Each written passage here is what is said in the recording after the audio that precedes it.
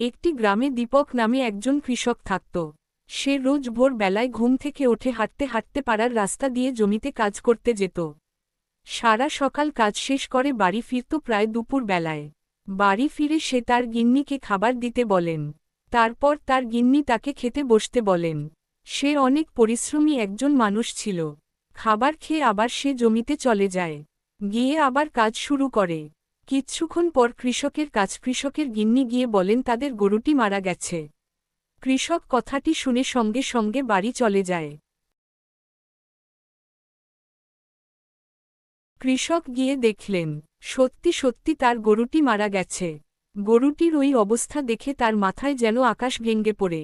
কিচ্ছু দিন পর কৃষক আরও একটি গরু নিয়ে আসেন। নতুন গরুটিকে ভালো করে দেখাশোনা করতে লাগেন। বেশ ভালোই চলছিল সব কিছু। কৃষক তার জমিতে প্রতিদিনের মতো আবার ও কাজ করছিল।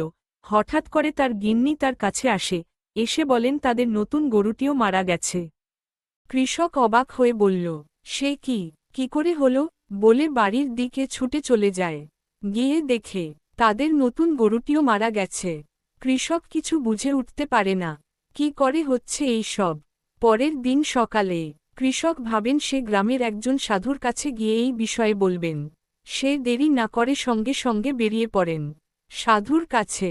সে সাধুর কাছে পৌঁছে হাত জোর করে বলেন, বাবা, এ আমার সাথে কি হচ্ছে। সাধু তার যেতেই বুঝে গেছিলেন সে কি কারণে তার কাছে এসেছেন। সাধু বললেন, আমি জানি তোর কি সমস্যা। কৃষক বললেন, বাবা, আমাকে পথ দেখান। আমি কি করব। সাধু বললেন, চিন্তা করিস না, সব ঠিক হয়ে যাবে। তোর বাড়ির গাছে একটি পেত্নী থাকে, তারই কাজ এটা। এ কথা শুনে কৃষকের মাথা যেন খারাপ হয়ে গেল। আমার বাড়িতে পেত্নী? কৃষক বললেন, বাবা, আপনি কিছু করেন। সাধু বললেন, চিন্তা করিস না, আমি দেখছি কি করা যায়। বলে কৃষকের সাথে সাধু তার বাড়ি যায়।